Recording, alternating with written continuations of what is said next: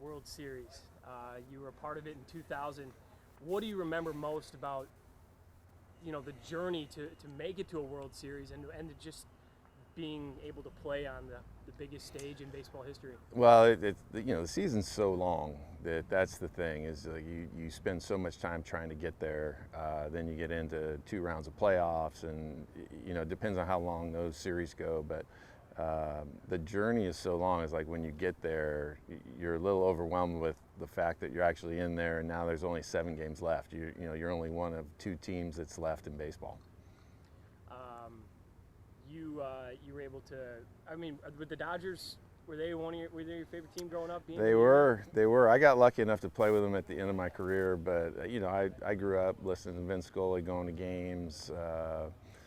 You fall asleep listening to the games on the radio. So for me, I was super excited when I ended up getting traded to the Dodgers. I got to play there for 2 years, and now that I'm not in it really, but I still root for them. And interestingly, Alex Cora and Dave Roberts were both on the team that I played. So both of them are good guys, but I still like the Dodgers. So I would like to see them start pulling out.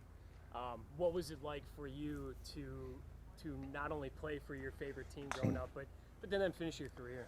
I think, when you ask your 10-year-old self what you would like to have happen, that's the cool part of it, is you don't really feel like you're an adult and it's a job. It was more of just, if you could pick one thing that you always wanted to do, that was it. So, being able to go to Dodger Stadium every day as your job was just, it blew me away. It was probably the greatest thing, for me, just as thinking of yourself as a kid. Like, you have dreams, that was the one dream I had. And you already mentioned it. Coincidentally enough, while you were with the Dodgers, you also played with Alex Cora and Dave Roberts, who are managing.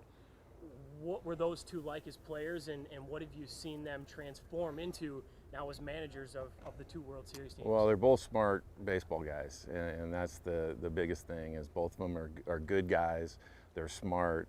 They know how to relate to people. I think even on our team, they related to any part of your team. A lot of teams can have cliques and things like that, but they have a way to being involved and getting everybody involved of all parts of your team.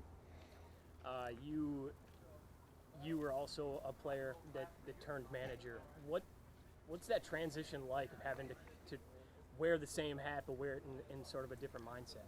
It is a very different mindset, because when you're a player, you're basically taking care of yourself first, and then it goes to everybody else. And I think when you're a manager, you come to the ballpark every day, and there's 25 screaming needs, and you got to figure out a way to make everybody feel like they're ready to go and can be productive that day. So you're really kind of looking out for everybody else, and not just on your team, but you have staff and front office and things like that you have to deal with. But that's the difference, is you're kind of looking out for everybody else before yourself. Maybe it's an obvious question, but both of these guys now in back-to-back years have been a part of the World Series. Roberts, 2 years with the Dodgers, and then Cora last year with the Astros, and now the Red Sox. Could you envision those guys when you were playing with them, or knew them, back then in the early 2000s? I know Alex talked about it. He talked about it very early about being a manager, and he knew he wanted to be a manager. So I think he's done quite a few things as far as even being a manager in winter ball and running that team. He's been a bench coach, I believe, a couple times, but he's just a smart guy and knew what he was capable of. Talking about stadiums, I mean, Fenway and Dodger Stadium, 2 of the 3 oldest stadiums now, and so iconic. You got to play in both of them. You remember the Yankees, you got to play the Red Sox, and obviously with the Dodgers, you got to play Dodger Stadium, be with the Mets all those years. What were those 2 stadiums like, the atmospheres? They're different. I think Fenway was kind of shoved into this little neighborhood, and it's claustrophobic a little bit, just because the seats are so close. You can hear people.